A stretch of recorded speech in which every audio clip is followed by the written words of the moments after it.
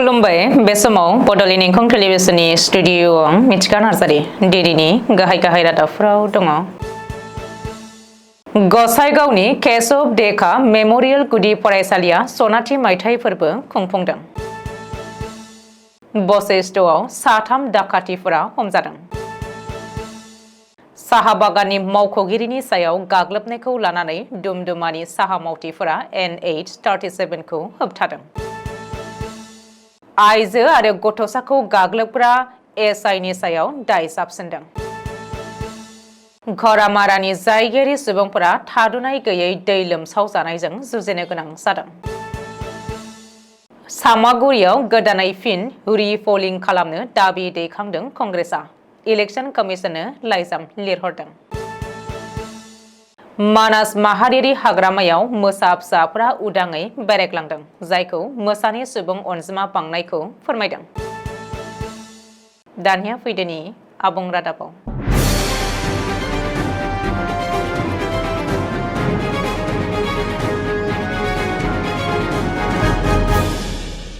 क'क्राझार जिल्ला गसाइगाव सोहोरनि सिङाव थानाय केशव डेका मेम'रियेल गुदि फरायसालिया दिनै सानसेनि मेहेरगोनां हाबाफारि लानानै गाजा गोमजायै सनाथि मायथाइ हाबाफारि खुंफुंदों।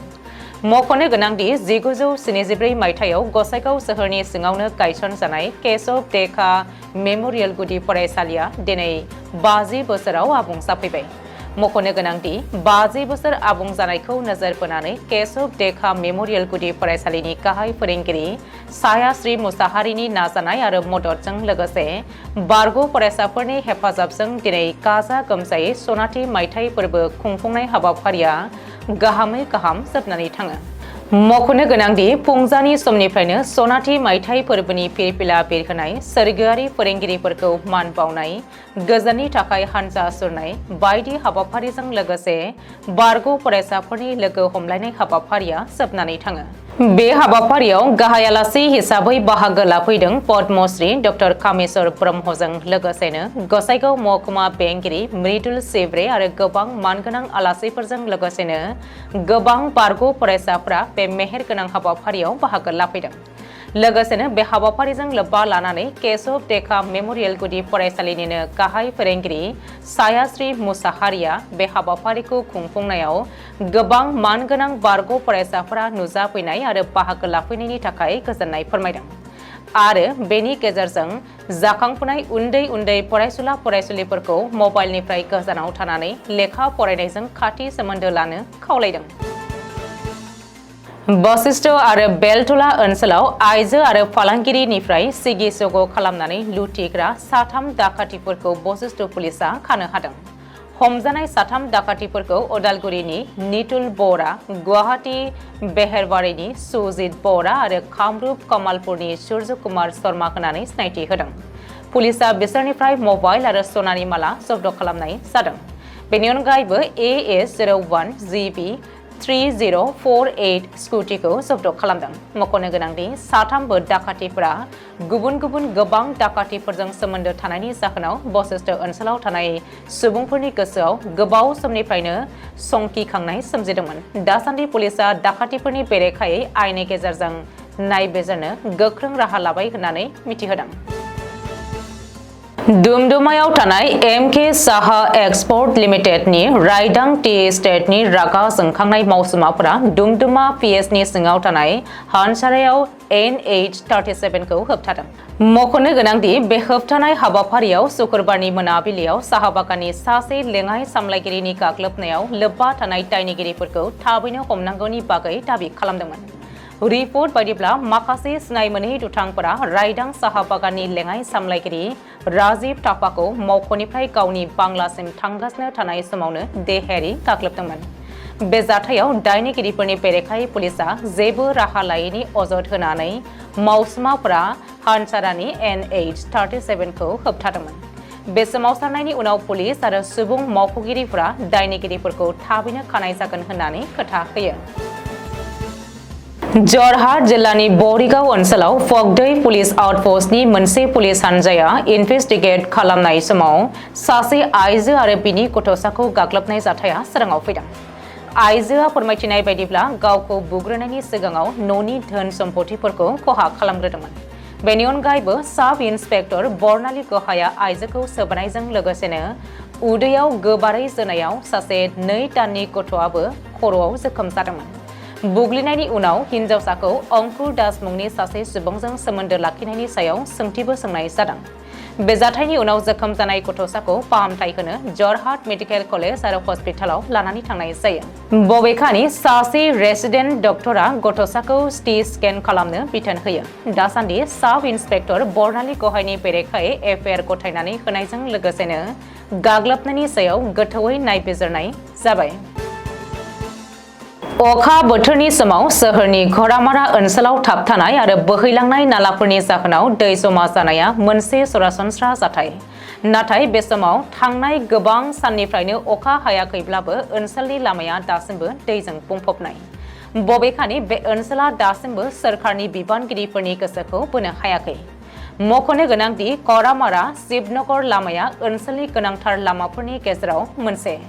जाय लामाया फरायसाफोरजों लोगोसे घरामारा सारियालि ओनसोलारि आयुर्वेदिक बिजिरसं फसंथान, गुवाहाटी आरो गोबां गुबुन सोलोंथायारि फसंथानफोरखौ फोनांजाबो।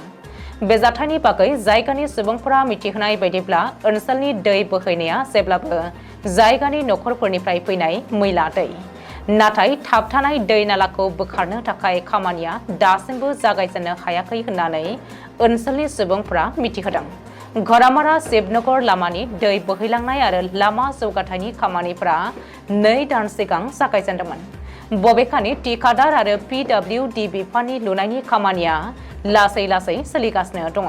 जुदि खामानिखौ समाव फोजोबनाय जाया अब्ला फैबाय थानाय समफोराव बे ओनसोला गाज्रिसिन दै लोमसावनायनि थासारिजों मोगा-मोगि जानांगोन होननानै घरामारा शिवनगर उन्नयन समितिनि नेहाथारि रन्जन देखाया खौरांगिरिनि सिगाङाव बुंदोंमोन। आरो देखाया बुंबावदोंमोन दि अखा बोथोरनि समाव बांद्रायनाय दैखौ बशिष्ठ दैमानि फारसे लांनो थाखाय मोजां नालानि आंखालनि जाहोनाव साखाथिनि बिकास नगर, लालमती आरो नारबाम ओनसोलनिफ्राय बोहैनाय दैजों बे ओनसोला गोहोम खोख्लैयो। जायगानि सुबुंफोरा बेखौबो दाबि खालामदोंमोन दि गुवाहाटी नोगोर निगमनि एजेन्टफोरजों दाखोर दाला बुथुमनायाव नेमखान्थि गैयैनि जाहोनाव माखासे सुबुंफोरा नालाफोराव दाखोर दाला गारनाया ओनसोलाव दै जमा जानायनि जेंनाखौ बांसिन खालामदों होननानै दाबि खालामदों। कांग्रेस दलोआ सनिबारखालि भारतनि इलेक्शन कमिशननो सामागुरि बियाबाव गोदानै रि-पलिं खालामनो थाखाय गोख्रोङै दाबि दैखांदों, जेराव बुथ केपचारिं, रेगिं आरो भट होग्राफोरखौ सिगे-सग' खालामनाय जाथायफोरा जादों होननानै मिथिनो मोन्दों। मख'नो गोनांदि थांनाय 13 नबेम्बरखालि सामागुरि बियाबजों लोगोसे गुबुन 4 मासिखौ लानानै बिसायख'थि जादोंमोन। सामागुरि बियाबाव बिजेपिनि दिब्लु रन्जन शर्मा आरो कंग्रेसनि धनसिल हुसेननि गेजेराव जुजिलायनाय जादोंमोन। बबेखानि इलेक्शन कमिशननो लाइजामाव बेरेखा हान्जानि दैदेनगिरि देबब्रत चैकिया जायगानि खुंथाया बिसायख'थि समाव जेबो गोख्रों राहा लानाय जायाखै होननानै बुंथिदोंमोन। बेनि अनगायैबो बिसायख'थि समाव बाहेरानि गोबां गुबुन सुबुंफोराबो भट होदोंमोन होननानै फोरमायथिबावदों। बे जाथायनि गुलाय-गुजायनि सायाव कंग्रेसआबो गोख्रोङै नायबिजिरनायनि दाबि दैखांनाय जायो। लोगोसेनो धनसिल हुसेना बिसायख'थिनि 33 बुथ्सनि एसिआइआव कमप्लेन होनायबो जाबाय। मानास माहारियारि हाग्रामायाव मोसानि सुबुं अनजिमाया बांदों मानोना माथाम मोसा फिसाफोरा उदाङै बेरायग्लांनायखौ नुनो मोन्दों।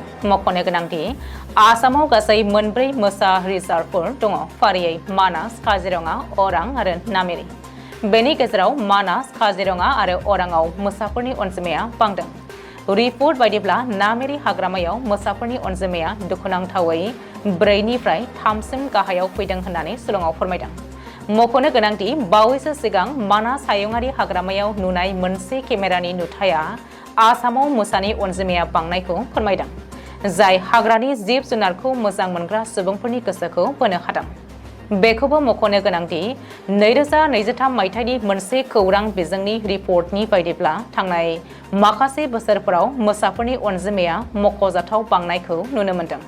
2006 मायथाइयाव मा 70 मोसाफोरनिफ्राय अनजिमाया लासै लासै बांदोंमोन। बेबायदिनो 2010 मायथाइयाव 143, 2014 मायथाइयाव 167 आरो 2018 मायथाइयाव 190 सिम बांहैदोंमोन। 2022 मायथाइसिमाव आसामाव गासै 227 मोसाफोरनि बांनायखौ मिथिनो हादोंमोन। दिनैनि रादाबा एसेनोसै, गोजोन्थों।